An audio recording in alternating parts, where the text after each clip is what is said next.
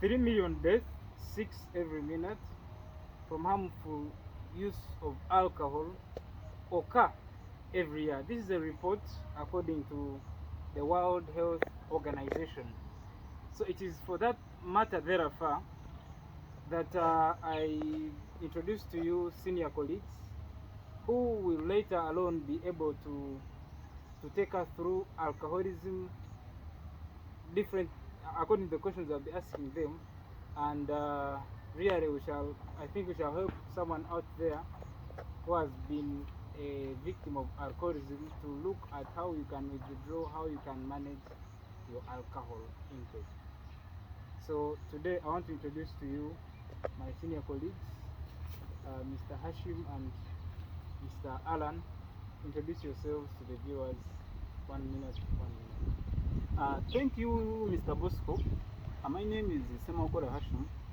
I'm a clinician from Kotokoto School of Health Sciences. Today we are talking about a big topic, a good topic, and a very, very, very fantastic topic. However, most people are being succumbed to alcoholism. Most people are succumbing to alcoholism. So it is very good such that we are going to talk about the topic. Uh, they had told me to introduce myself. That is a brief explanation. Let me allow my colleague to also introduce himself. Well, thank you, Mr. Moderator. Our dear viewers and dear listeners outside there, I'm very privileged to be here to share with you a good topic about alcoholism. My name is Atkwase Alan. I'm a medical clinical officer by profession. Uh, Today we are sharing with you a very brief topic, but people tend to underlook it and tend to see it something as something minor, alcoholism, but it has taken lives. Thank you very much. Listen and learn something. Thank you so much, senior colleagues. I want to begin with Mr. Hashim. Define or explain more what when we say alcoholism, what do we mean by alcoholism? What are we trying to mean when we say alcoholism? Uh, Briefly, when you say alcoholism, alcoholism is defined as a primary chronic and progressive.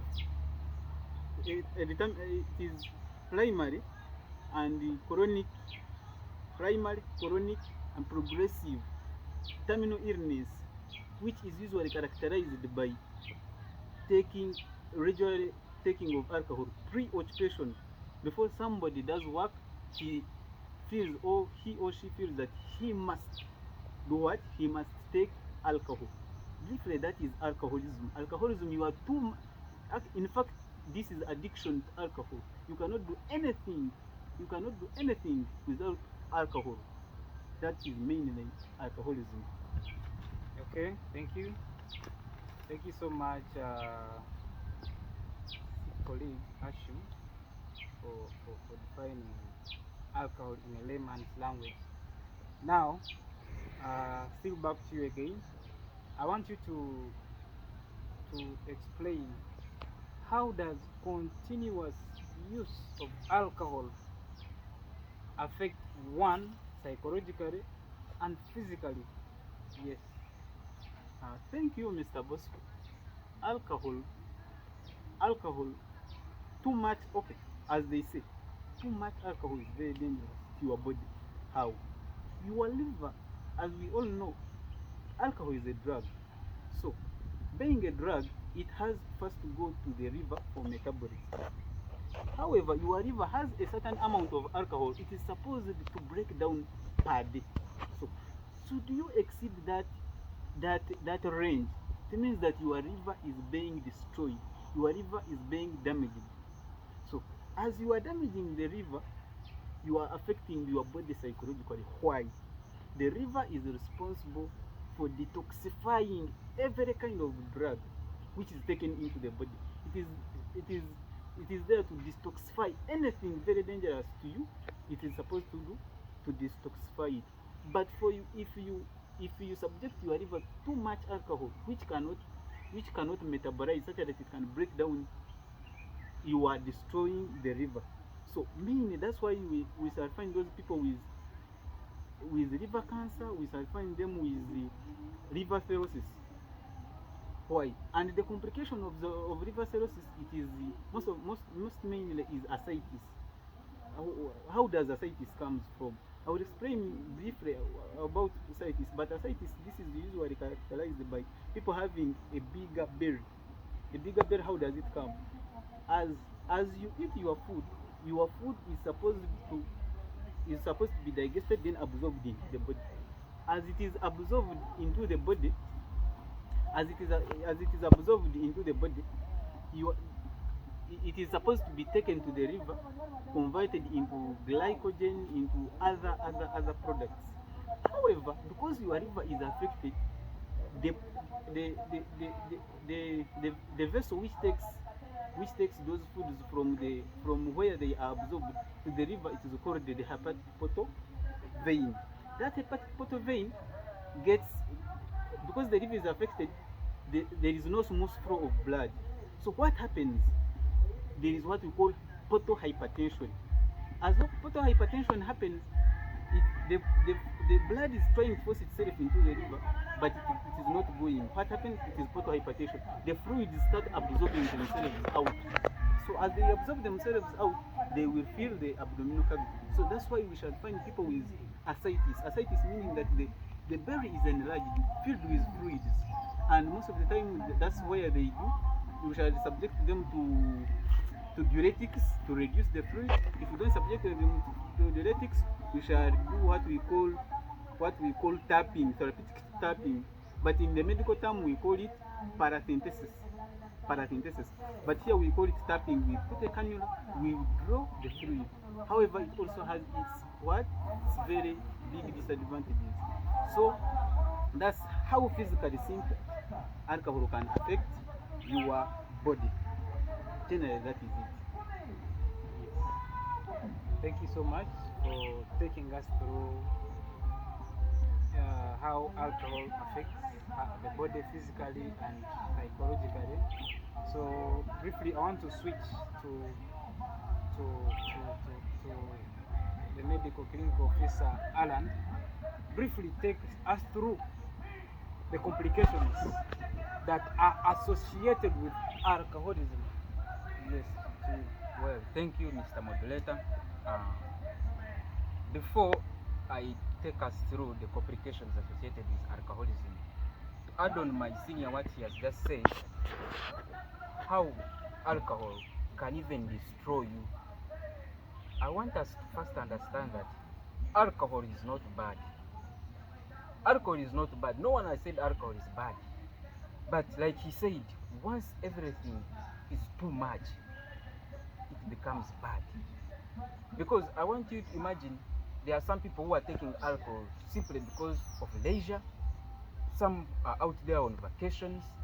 They are taking their alcohol because they are happy. Some people have excelled in very many things and they have a reason to celebrate. Very okay. No one has said stop alcohol. But when you take alcohol, what you call non-principled drinking, those are some of the things you face. You reach a time and you are an addict. When you become an addict, it means your life cannot move without alcohol. So, something people underrate and do not look at, but it is very important, is that alcoholism is one of the leading causes of gender-based violence. We shall talk about gender-based violence due to drug abuse in our next videos, but our dear viewers, one thing I want you to get enlightened about is that alcoholism, one, has led to gender-based violence in families. Outside there, people are not living well. Two, when you observe statistically, look at people who are addicts of alcohol, you realize that their life is not okay. Someone who is an alcoholism, in most cases, they do not mind their life. You'll find these are the very people who have succumbed themselves to HIV, because normally when you've taken alcohol, you feel everything, you have it, everything, you've owned it. These are the people you find they have some health concerns, HIV, because your mind is not at at the normal range where someone should be working, operating. These are the people you find we have road traffic accidents because people are driving and they are intoxicated with alcohol. There are very many things we can talk about, but today let me first break down the complications of alcoholism. Generally, to an individual, you is outside there watching me, or you have a relative, or you have your good person who is taking alcohol outside there. These are some of the complications you can get. One of them that is a health concern. There is what we call delirium tremens. Delirium tremens is that someone is in a phase of acute confusion. Someone is confused. Someone takes alcohol because you're taking alcohol, your liver, like he said, your liver is working very fast to detoxify it. It uses a lot of glucose. You find someone has lost energy. Someone goes in a state of acute confusion. Even sometimes they even go into coma. You find someone is shaking. Is shaking. They are getting peripheral neuropathy due to this alcoholism. That delirium tremens, it is a life-threatening condition. I must tell you that someone can even collapse and go into shock. Imagine you've been drinking outside there in a bar at night and you get into such a state of acute confusion, you even get into coma. What will happen to you as you're moving on the way? That is one. Another one that, like I've just said, another one is neuropathy. You find someone, they have lost sensation, they have lost feelings, they are shaking, someone is shivering 24/7, convulsions. That is also another one, that because they have gotten, they are depleted of glucose. You find their muscles uncontrolled. There's uncontrolled convulsions. Another one that is actually concerning is that dementia. Dementia, when I talk about dementia, I mean you find you have episodes of forgetting things. Imagine a youth outside there, you are at an age of 35 and you do things, or you cannot even remember what you did 2 weeks back. This is something concerning. Dementia, it means your brain or your memory is deteriorating. You cannot easily remember things you do. Imagine last year you had a project but you cannot remember what some of your things were or some of the things you did. That is one of the things that is concerning, and it is a complication of alcoholism. Another one is that, and it is also becoming an issue of gender-based violence. People, it is causing low libido. It is families are breaking up because a man is an addict of alcohol. You reach home, you fail to perform duties of a man in a bed, and you find families are breaking up. Women are going away because a man does not fulfill his duties of a man in the bed due to low libido. Because of alcoholism, someone you feel you no longer have sensation. You don't have feelings. You have lost them completely.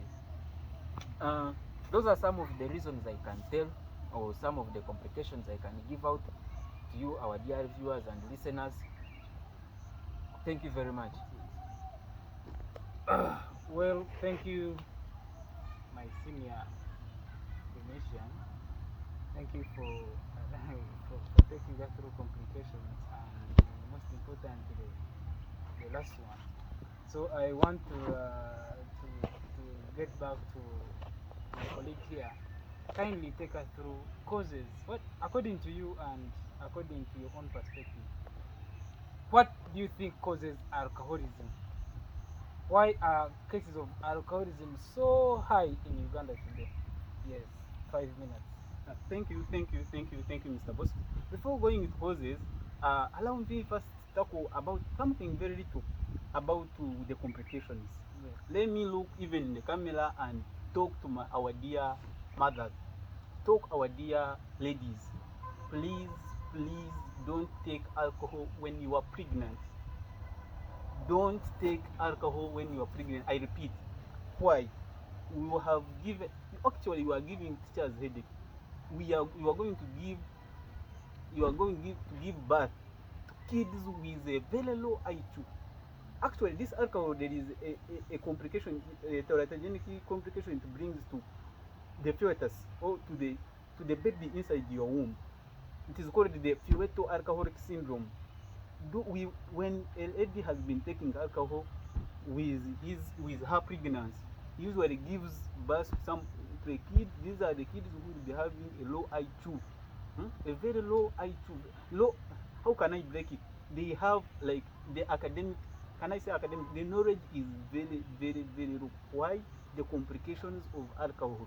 Ladies, please, if you are pregnant or you are planning to be pregnant, please leave alcohol. Basically, that is what we can say about one of the complications. It is a very big complication. Ladies are taking actually when it comes to African cultures, they are overtaking it. They say they take alcohol maybe to wash the baby, which is a very awkward thinking, which is a very stupid thinking. I'm kindly requesting our dear ladies, please and please don't take alcohol when you are pregnant. You are bringing a dangerous to your kid. You coming very dangerous to your kid. You are destroying the future of your kid whom you are going to give birth to. As they had told me, I had to talk about one of the causes of alcohol. One of the causes of alcohol, our dear viewers, is group influence. You people, because here they use that peer group influence. Because we test call. That one is one of the causes. Two and two, one of the causes. Can I say? I will say very small roles or the government in quotes. The government, the government has contributed greatly to alcoholism. Why? I will give like 3 statements about the way government has contributed to alcoholism. One, do you know that some people take alcohol actually without knowing?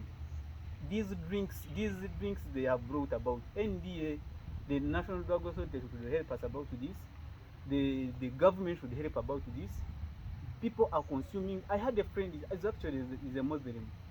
He was taking alcohol without knowing, because they say if you want to hide information from an African, just put it in writing. These guys go on radios, televisions, and even social media, advertise this is a drug, it cures very many conditions. Which drug cures? Okay, let's cure. But they have those drugs, they are saying they are drugs, they have alcoholic content. Having alcoholic content, people are consuming them unknowingly. We have some illiterate people who don't know even how to read. Good enough, I think they instruct them to write they are alcoholic, but some people don't read it.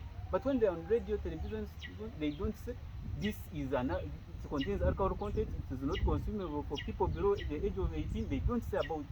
They only go on their bottles and they write those words, very small letters, alcoholic kombucha, alcoholic kombucha, which is not good. People are taking alcohol unknowingly. Please, the government should help us on this. And people are getting addicted to alcohol without even knowing that they are taking alcohol. Somebody feels, I cannot stay without such a drink. These drinks are becoming very much, especially in Uganda. The government should help us on this. People are taking alcohol unknowingly. The Uganda Communications Commission should talk about it. The NDA should organize about it. Then the government itself should enforce it. People are taking alcohol. Every drink which comes out, they should first test its alcohol content. Then even when they are publishing, they should say this contains alcohol. Drugs are becoming drugs. Especially these herbs they put in the bottles. How can a drug be stocked in a shop? I saw drugs were supposed to be sold in pharmacies, but nowadays you hear a certain drug, very many drugs they are being sold in shops without regulations, and we hear they are drugs. So the government, I think, should deal with it. Mainly, those are the causes of alcoholism which are contributing to alcoholism. I think, Mr. Alan, if you have other causes, you can add on. But mainly, the government, the group influence, the youth, we are being the causes of alcohol. I think, Mr. Alan, if you have anything you can add on about the causes of alcohol, as Yes, add on that.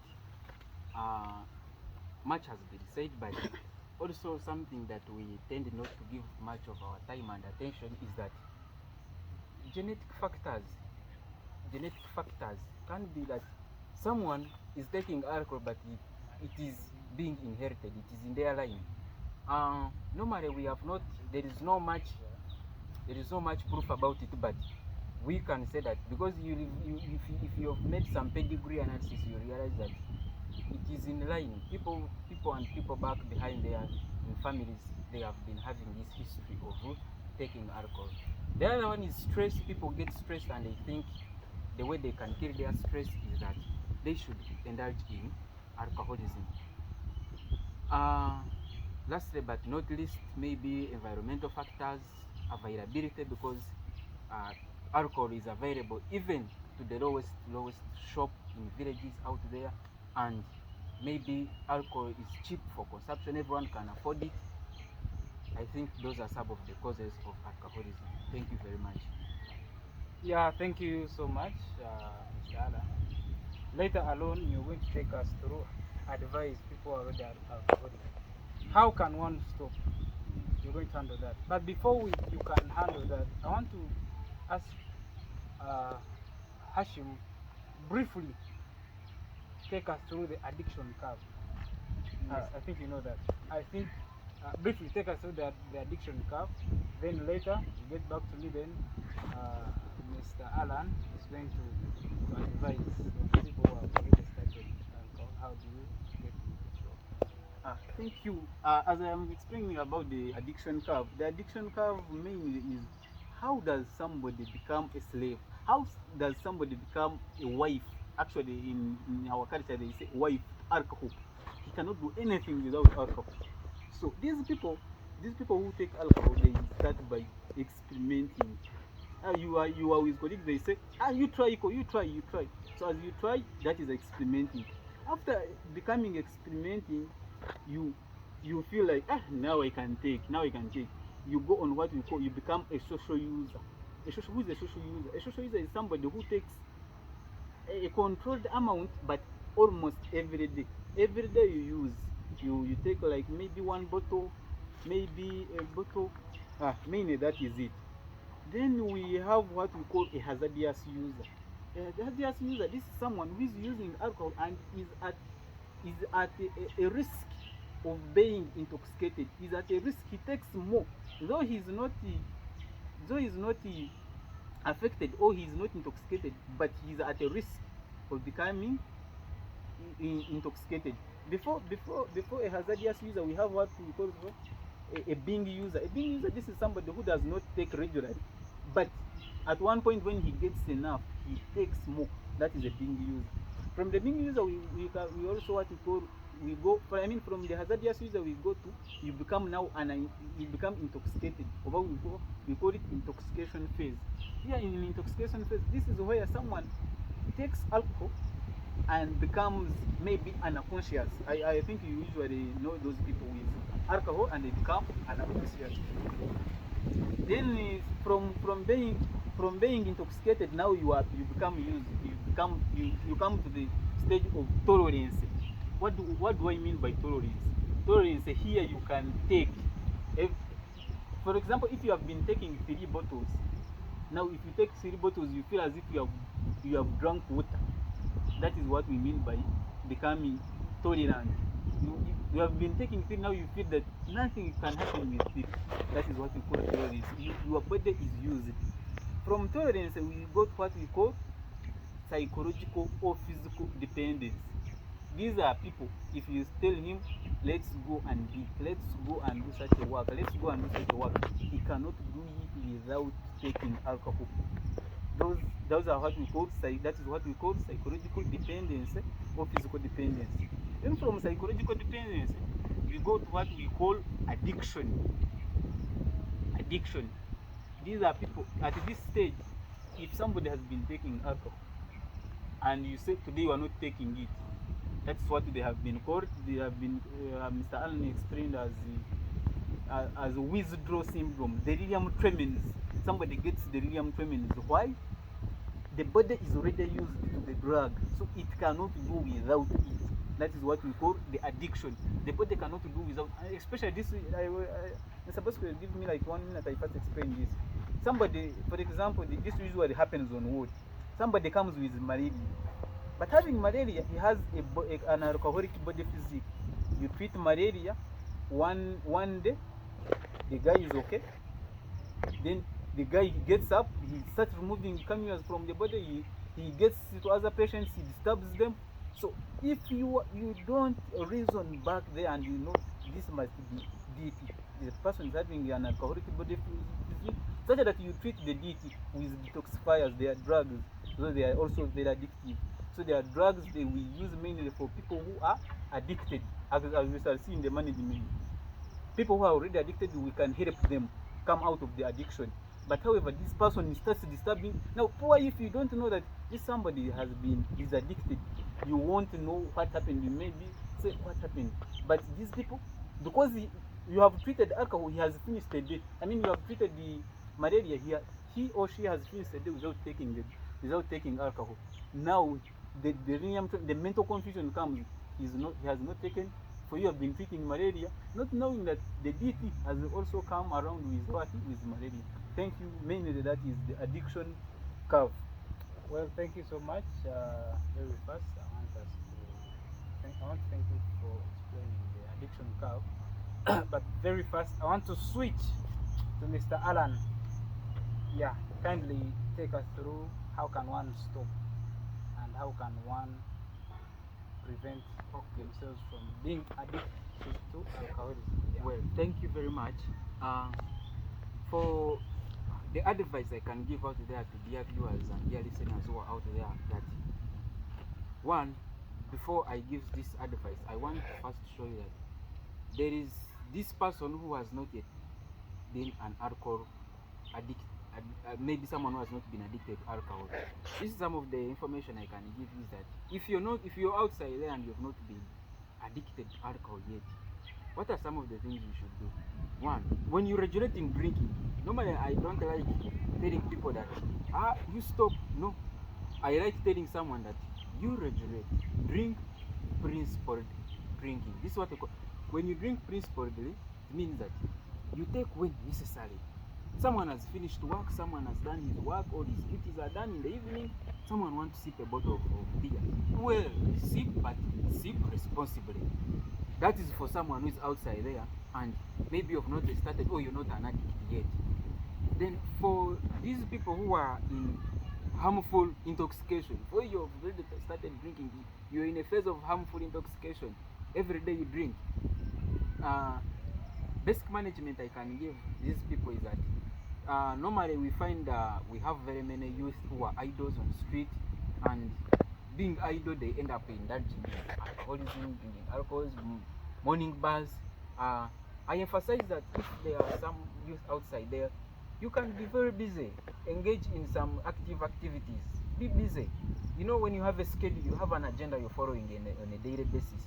You find you've been busy during the whole day, in the evening you feel like you should rest for your brains.